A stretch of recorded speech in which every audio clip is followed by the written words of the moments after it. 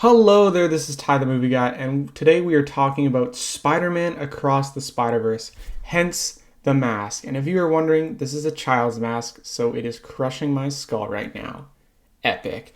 Okay, so today we're going to talk about the animation, the emotional moments, the villains, and of course all the cameos. Or not all of them, just the ones that really stuck out to me. Before we talk about it, I just want to give a spoiler warning. I'm just too excited to talk about this movie, and I know a spoiler is going to slip out. So go watch the movie and then come back and let's talk about it. So first we're going to talk about the animation, and everyone is saying this is revolutionary, amazing animation.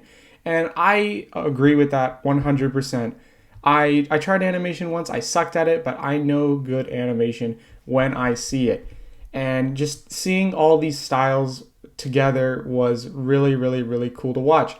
But also at times I found certain things a little distracting. Like when they showed the comic panels of different heroes fighting at the same time, it got a little distracting to me. Like I'm trying to watch one thing and then one thing's happening over here, and I'm a kind of guy who wants to see everything, and so it's hard to try to like look at two things at once. So that's the only thing about the animation, and that's a very minor thing, but if I were to nitpick anything about the animation, that's what I would say. And now we're going to talk about the emotional moments. And this movie was kind of light on the fight scenes, to me at least. There were like maybe 3 fight scenes, but that's okay, really. Like it really made up for it in the emotion and just all that. Like I was on the verge of tears like at least 2 times, like when Gwen was talking to her dad about just how she revealed she was Spider-Woman and he was quitting the Force, and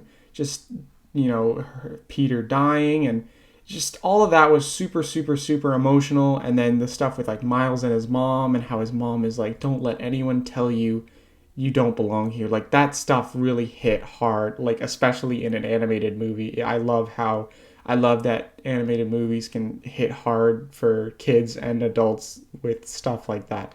So yeah, there were only like 3 fight scenes really, like one with Spot at the start, one in the Spider-Man India universe, and then a big chase scene, which was probably the best, or no, easily the best fight scene at the end. And yeah, it didn't seem like too much, but it really made up for it in the emotion, but also just the philosophical question that Miles had to face of, would you let someone you love die if it meant the world would be saved, or would you try to save both of them? And that's just a really deep message in a children's animated movie that I love when animated movies have a message for kids and adults alike.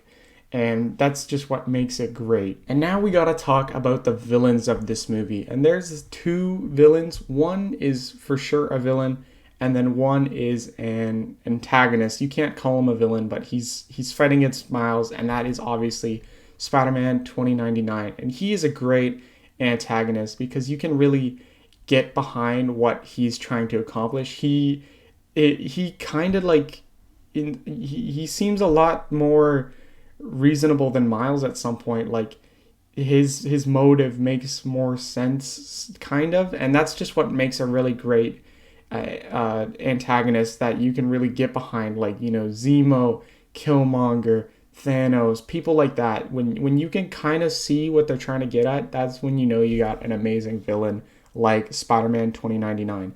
And then Spot, on the other hand, is just an all-out villain, and I thought he was funny, but that's also kind of the problem. When I thought he would just be kind of like a starter villain, like a villain of the week, like Miles said in the movie, but he was actually way more prominent in the movie, and I thought he would just be like in the first half hour and whatever, kind of kickstart the whole thing and then dip, which he kind of did leave, but I feel he's definitely coming back in the 3rd movie.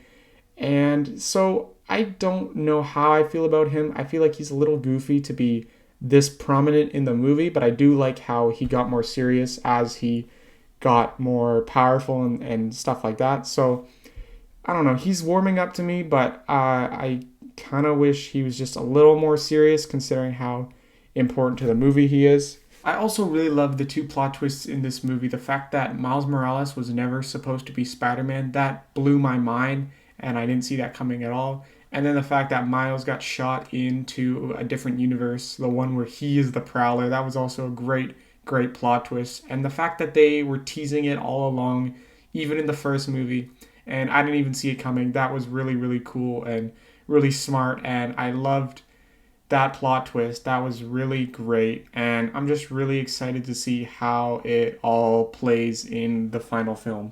And now we gotta talk about all the amazing cameos that this movie was promising. And right off the bat, I gotta mention Toby and Andrew were in it, just in a couple of little flashbacks. So that was amazing to see because I love my live action Spider-Man. And I really hope they actually have some scenes interacting with Miles in the third movie. I know it's a big stretch, but I would love to see it because I cannot get enough of them.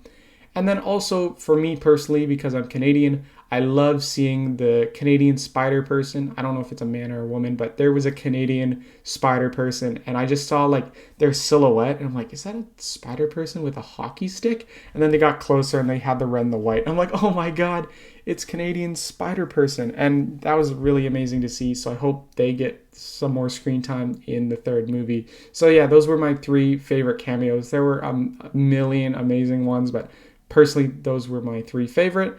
And that's really all I have to say. I really liked this movie. I liked it more than the first one. The first one I'd give like an 8 out of 10. I know that's a little controversial. Most people give it like a 10 out of 10. And this one I'd give a 9 out of 10. This one was better, and I really liked the emotion, and it had me almost crying many times. I'm not too pissed off about the cliffhanger like most people are. Like I don't know. I got other amazing movies to watch. I can just wait out the third movie. I'm okay with this cliffhanger. Not as much as Infinity War pissed me off. Like that had me furious because I was way more attached to the Avengers over these Spider-Man characters. But I'm excited to see the third one. I can wait for it. I don't desperately need to know what's going to happen like lots of other people. But yeah, I'm excited for the next one. And this one was good. I'm sure the next one will be good. And that's all I really have to say. So, thwip, farewell.